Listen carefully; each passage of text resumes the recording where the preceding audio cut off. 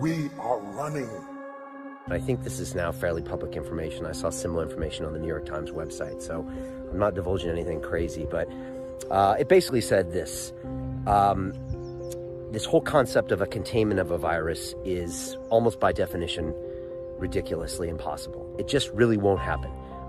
Possibly, if you would have got to this in 24 hours and literally cordoned off and maybe exterminated people in Wuhan, you might have been able to. But the way this thing is transmitted, it just goes.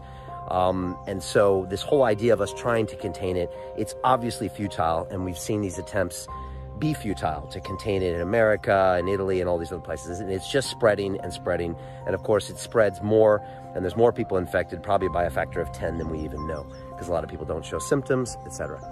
So now we're in this delay stage. Now, the reason they have the delay is because people that are going to be affected by this virus, and I'll talk about this shortly, are the ones that are sick, that are elderly, that have respiratory problems. Those are the ones that are going to clog up the hospitals here in the UK and in America. And it means if there's 10,000 people that need respirators because they're getting pneumonia, they'll turn them away and they'll die.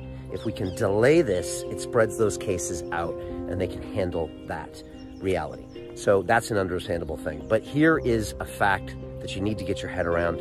And when I heard about this on Friday, I went a bit low for a while until I understood what was happening. And that's this: 70 to 80% of the population on this planet are going to get the coronavirus, period.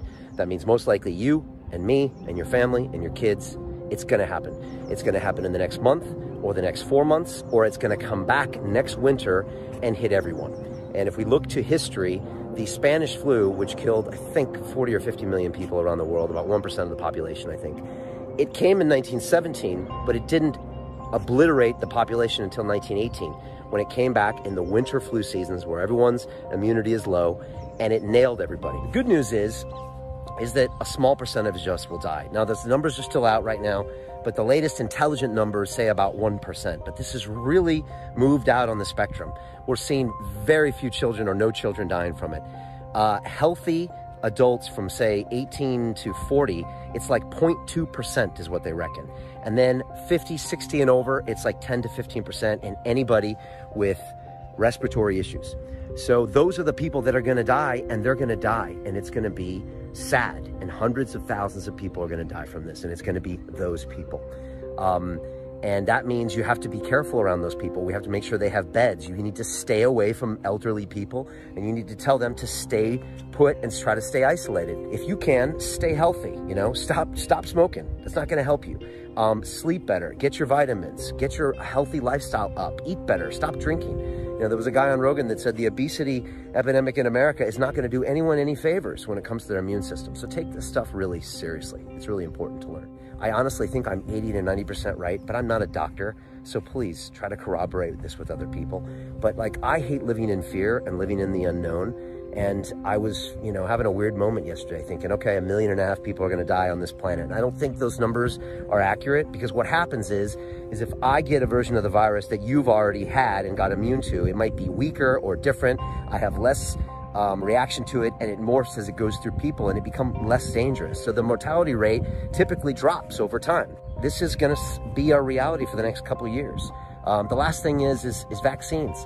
Vaccines take 18 months, they think, to develop it, and then years more to test. For some of the things like MERS and SARS, they never developed a vaccine. So forget about that. It's all going to be what humans have done for millions of years, which is to figure this out with our own systems. We're going to ride this thing out. It's going to be a new part of our reality. And look, I've been through the 2008 crash. I lived through the AIDS scare, where it was crazy. Oh my God, what's happening? We're dying. We're going to get it from a toilet seat. I remember all that. And at the end of it, we found a way through it. And now as humans, we behave slightly different when it comes to things like that. That's smart. And that's what we're going to do with this thing as well. And we will overcome and we will rise. I think we'll be better people. I already find that everyone's being nicer, except when they don't want to touch your hand. Okay. But I'm already being nicer to people, because the only way we're going to get through this is get through this together. And I'll say one last thing. This could be that test we were looking for as a society. The thing that's going to bring us together and show us that we truly are all one. Let's remain calm.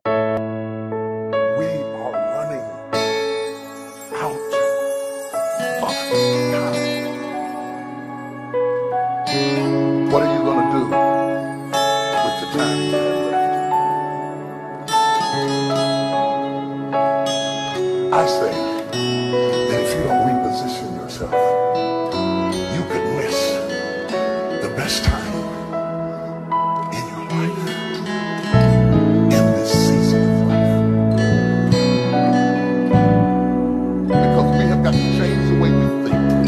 have got to change the way we function. We have got to